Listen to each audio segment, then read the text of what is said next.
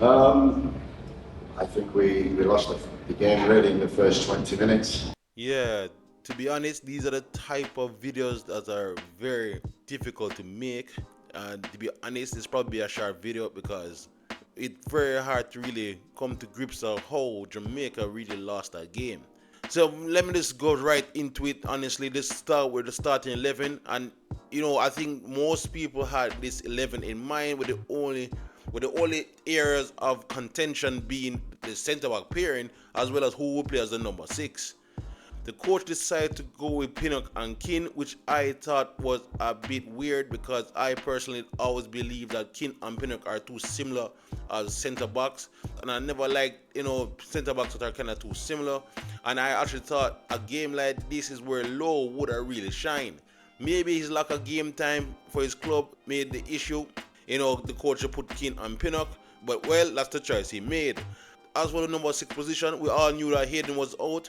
We all knew the person who was going to play there was going to be a makeshift option. And in the end, I thought he made the right choice to go with Ian Frey, especially with his experience and playing on turf.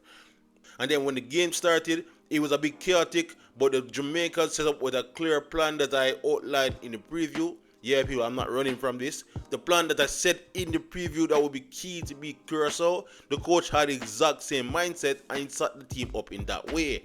We sat in a mid block, we triggered selected pressing, and then we were looked to win the ball back and then try to go direct as fast as we can. And I know most Jamaican fans actually hate that we are playing by Jamaica. They want us to hold the ball and be more possessive and not necessarily tiki-taka, but they want us to see what they see from their favorite clubs, which is passing the ball through the lines. I'm telling you no, at least for this campaign, you're not going to see most of that from this Jamaica team. I think even Rudolph Speed said in a recent interview, we just don't possess that type of ability as a team.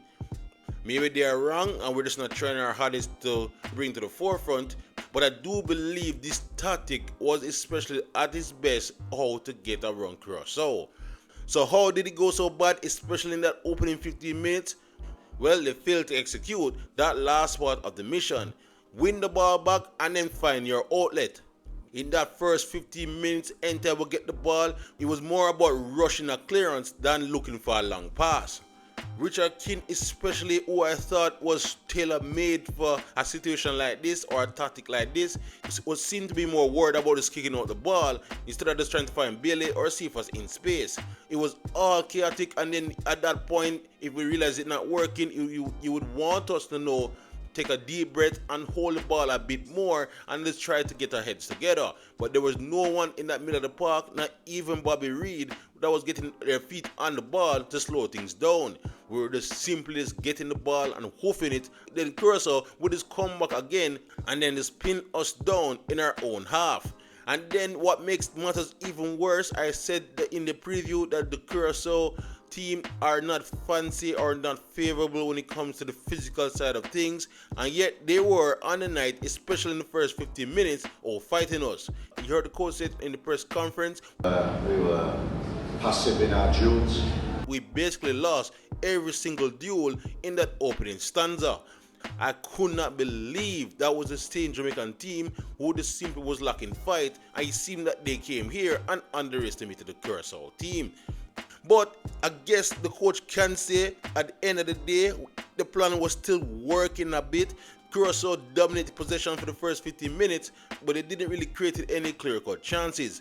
And this is why that opening goal was so damaging, so disappointing, because it came from just a long-range effort, and I'm looking at the replay multiple times, and I'm trying to find out if it took a deflection or it just simply came through too many bodies, because from the camera angle, it just seemed that it came very close to Blake and he was simply caught frozen, like he never even dived. So I'm wondering how the keeper got beaten there, and I'm going to give him the benefit of the doubt. It maybe have took a deflection, but if not, I think that was on Blake all day long.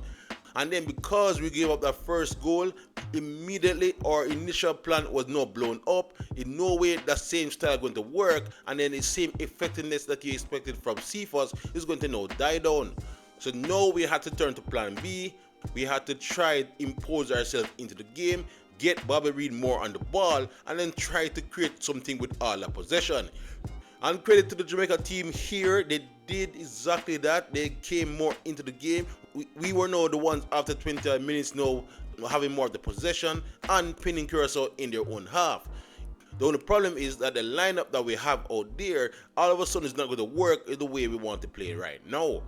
For instance, Cephas is a much better player when he's in open spaces, and then there's the issue of Jonathan Russell, who was playing as the more advanced midfielder in that number 10 position.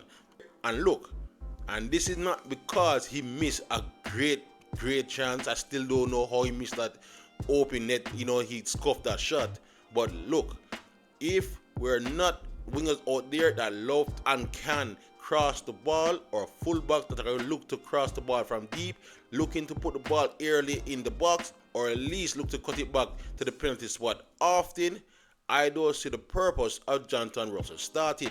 For everybody that used to complain and wondered why Russell was not being called up to the national team a year ago, is because we tried him before as an 8 and a 6, and he's normally just invisible in the game. His best attribute is when he arrived late in that box and can finish out chances.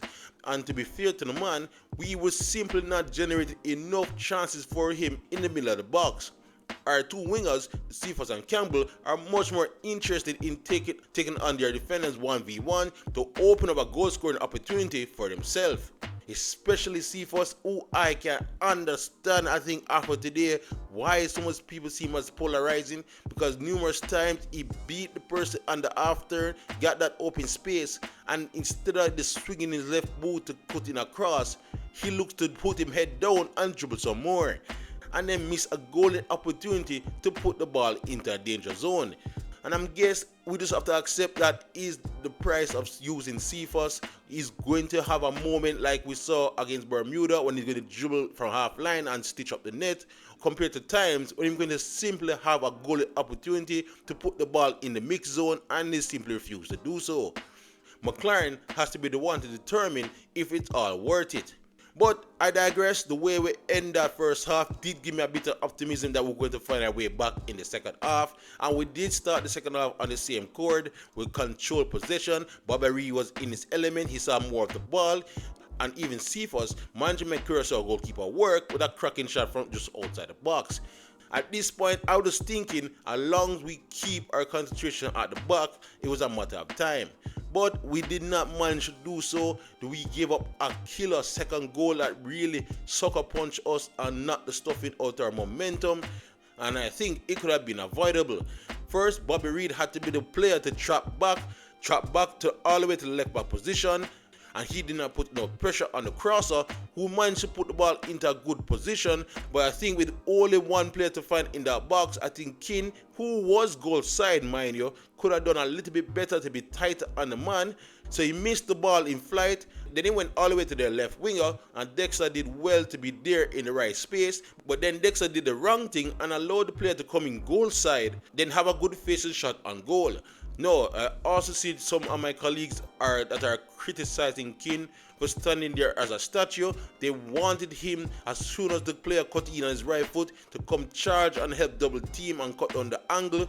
But I guess King was worried about the other Curaçao player possibly being freed in the box if he came charging in.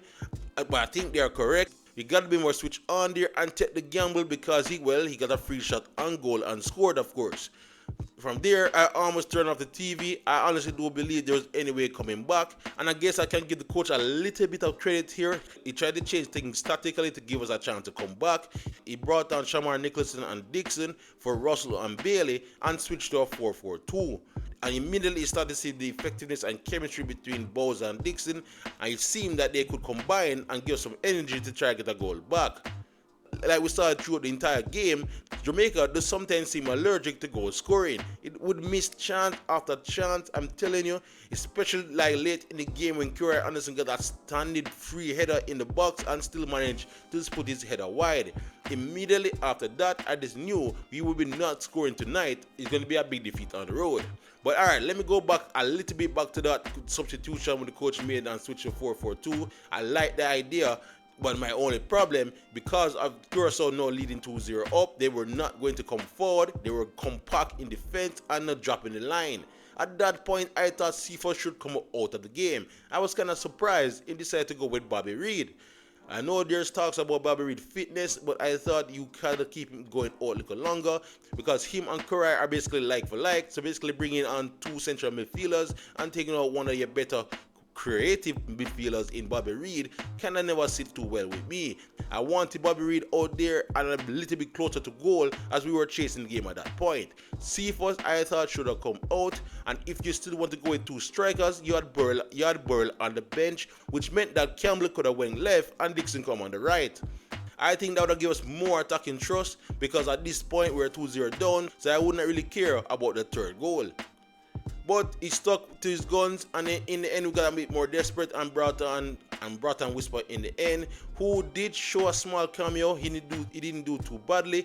Then the team finally combined well and create a great opportunity where King did well to complete it. But just to sum up the night, the VAR of course going to intervene and cruelly take that goal away. And before I wrap up here, just speak about Richard King again. What a up and down night he had. His performance tonight I thought was mixed. Funny enough, his best time in the game came in that second half when we were chasing, and he looked so good going forward. And again, I thought he had a good goal taken away. And then let me just talk about Aaron Frey quickly as well. To me, it was clear he was not used to playing as a number 6. It's been some time, and it took a while for him to get into the groove as he lost a lot of the possession, especially in that early crazy 15 minutes. He was okay overall, just okay, but it clearly showed that boy we really miss Hayden in a match like this. But at the end of the day, it's a defeat, and now the group is blown wide open. We know we have to focus on Bermuda first, and we have to make sure we do not dare drop any points at home on Tuesday. In fact, anything less than a multiple goal victory would be kind of disappointing.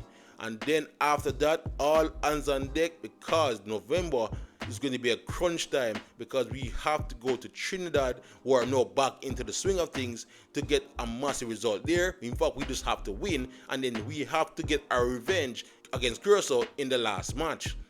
But anyway guys, that's all I got from a rather disappointing match against Curaçao in this review show. Let me know in the comment section below what you thought of the starting lineup, the coach's initial tactics, or his man management throughout the entire team, or some of the performances of the players that you felt was either good or bad. Otherwise, please like, subscribe and share as we look to keep you all up to date on the Reggae Boyz leading up to that last match against Curaçao in November. Otherwise, to great Reggae Boyz content, you're already at the right place. Jump your fun. Via YouTube, try hanging there, but big up yourself.